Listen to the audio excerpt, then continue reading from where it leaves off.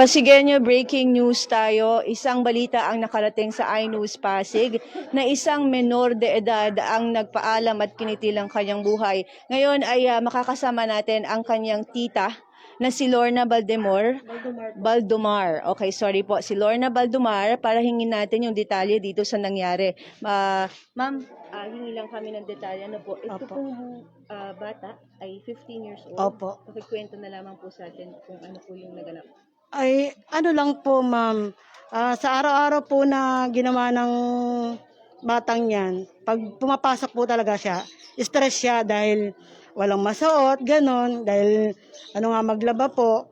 Tapos, may kaganapan lang kanina madaling araw na sumasaway po sa kanya na matulog na at nga po may pasok kinabukasan.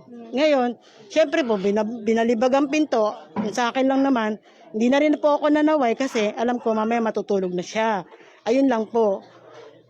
Nakakarinig ako sa kanya na sabi niya, magbibigti niya, napupuyat sila. Napupuyat sila paggabi.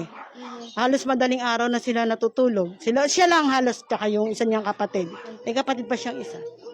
Kanina po, nabanggit niyo po sa amin na magkakasama kayo dito sa Opo. bahay. Ang kanyang mga pinsan po ba wala rin pong alam na pinagdadaanan po? Wala naman po. Ano na po yung mga naging sunod na hakbang? Yung tatay po ba ay alam? Pinapaalam na po ng anak ko.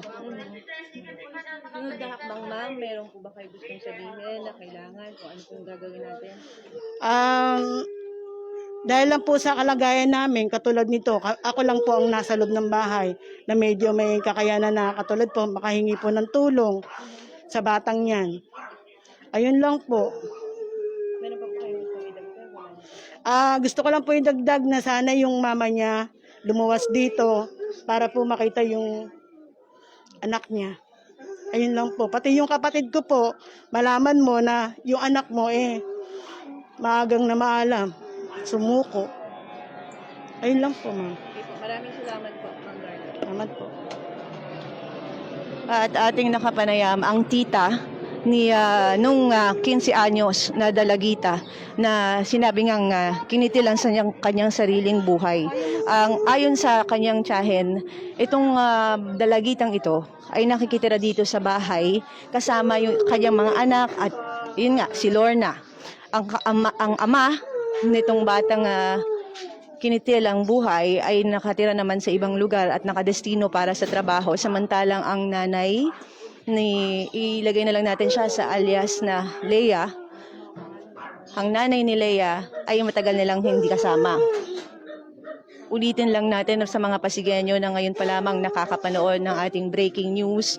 Ito ay sa Barangay Kalawaan kung saan nakakuha tayo ng report na may isang dalagita, edad 15 anyos at itago na lang natin sa pangalan na Leia, ay kinitil nga ang sariling buhay. Ayon sa kwento ni Lorna na siyang tita ng bata, madaling araw na nagkaroon ng maikling diskusyon, ngunit bago pa doon ay hindi nila alam kung ano nga ang pinagdadaanan ni Leia na problema. Ngunit nagsabi kaninang madaling araw itong si Leia na kikitilin na niya ang kanyang buhay o mamamaalam na siya.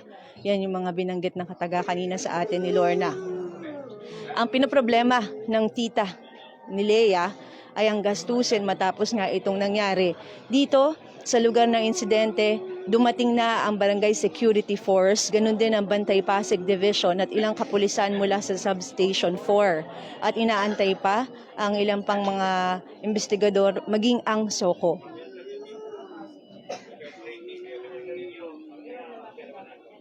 Nakita natin kanina sa loob ng bahay na nandun pa ang katawan ni Leia, no? Dun sa sabit niya sa sarili niya, tumungtong daw ito sa mesa. At pagdating na lang ng kuya nito, ng kapatid nito, kanila na lang nakita na wala lang buhay ang dalagita.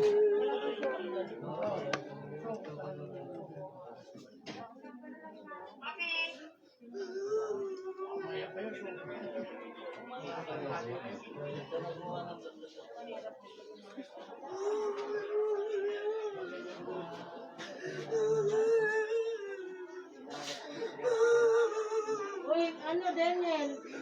Amana? Bumbuo ang loob niya, kapatid niya, bumbuo. Wala tayong magagawa yan.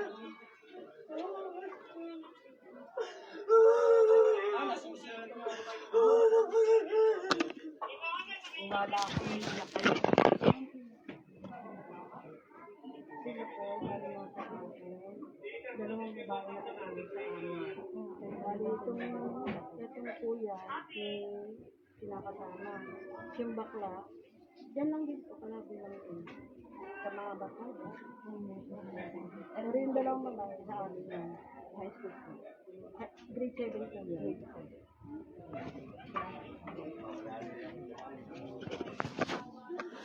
Ulitin lamang natin sa mga Pasigueño na ngayon pa lang nakakapanood ng ating breaking news, isang 15 anyos na dalagita ang kinitil ang sariling buhay.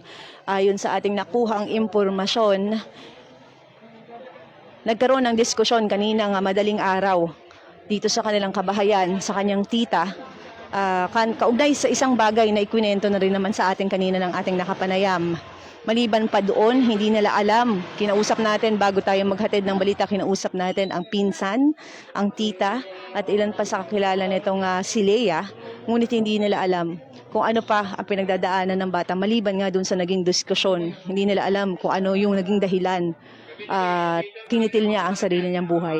Ang tatay ng dalagita na isang grade 7, itong si Leia ay grade 7 student, at ang tatay ay nakadestino sa ibang lugar. Ngayon pa lamang ipinapaalam sa ama ng dalagita itong nangyari kay Leia. Samantalang ang nanay ng dalagita ay matagal nang nakahiwalay sa kanila.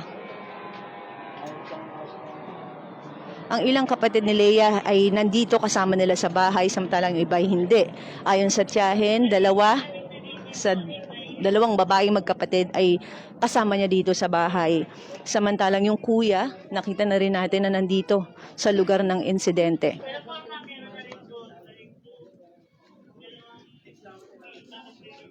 Muli dumating na ang Bantay Pasig Division upang tumulong dito sa nangyaring insidente, ang Substation 4 at ang Barangay Security Force.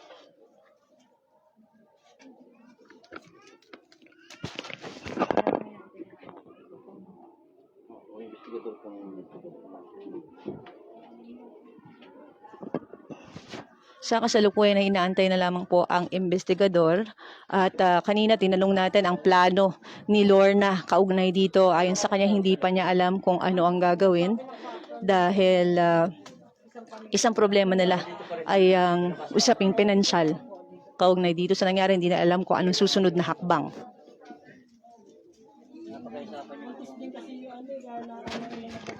Hindi siya lalabas. Hindi siya lalabas. Lalabas po, magtitinda ng suman yun eh. Ulitin lamang po natin, ito ay sa Barangay Kalawaan. Nakatanggap ang iNews Pasig ng report sa insidenteng ito, Isang concerned citizen na nagsabi sa atin na may ganito nga pangyayari dito sa kanilang lugar, at hindi nila alam kung anong eksaktong oras naganap ang pamamaalam ni Leia. Ngunit bago ito mangyari, ayon kay Lorna, ay nagkaroon sila ng diskusyon bagong matulog, at nagising na lamang siya nang dumating ang kuya ni Leia, at natagpuan na nga si Leia na walang buhay.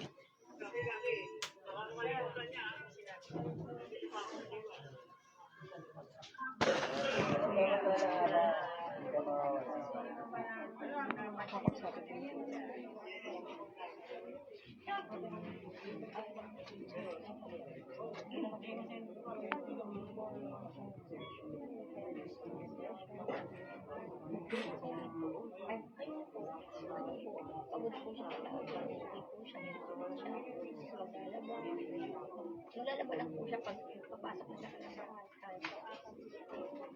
Sabi ko siya po,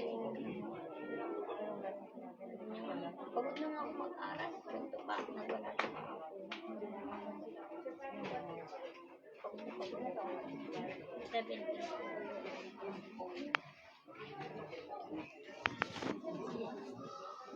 Ayon sa pinsan ni Leia na halos kaedaran din niya, kahapon at ng mga nakalipas na araw, ilan sa mga napansin niya sa kanyang pinsan na si Lea ay laging nagko-complain o nagrereklamo na pagod na siya. At nagwala nga daw itong si Lea kahapon. Maliban doon, hindi nila alam kung anong pinanggagalingan ng bata o kung ano yung particular na problema. Ngunit sa mga nakalipas na araw ay nagrereklamo na nga si Lea, isang 15 anyos na dalagita, grade 7 student, na pagod na siya.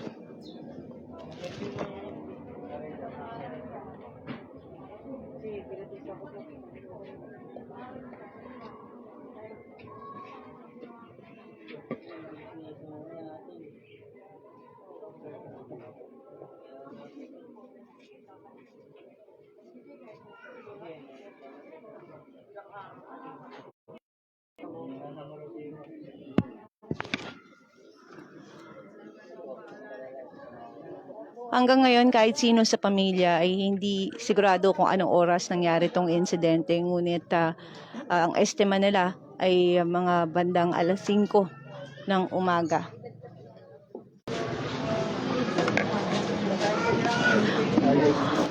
Ulitin lamang po natin, no? 15 anyos na dalagita ang kumitil sa kanyang sariling buhay. Bago po mangyari ang insidente, nagkaroon ng diskusyon sa pagitan ng kanyang mga kasama sa bahay. Ang kanyang ama ngayon pa lamang po nalalaman ang insidente nangyari dahil hindi dito nakatira, kung hindi nakadestino sa ibang lugar. At kanina, nung pagdating natin, ipinapaalam pa lamang ng pamangkin o ng anak ni Lorna, sa ama ni Lea itong nangyaring insidente at posible na may depression yung bata o problema. Ngunit particularly kung ano ay hindi nila alam. Ngunit nagpakita nga daw kahapon at ng mga nakalipas na araw itong si Lea ng pagrereklamo na pagod na siya. Inaantay na lamang ang investigador, samantalang dumating naman agad dito ang Bantay Pasig Division. Ganon din ang Substation 4, ilan sa mga kapulisan at ang Barangay Security Force upang tugunan o aksyonan, tumulong sa nangyaring insidente dito sa Barangay Kalawaan. At yan muna ang ihahatid nating breaking news at nakakalungkot na balita mula dito sa Barangay Kalawaan. Ako si Luan Peñano para sa latest ng iNews Pasig.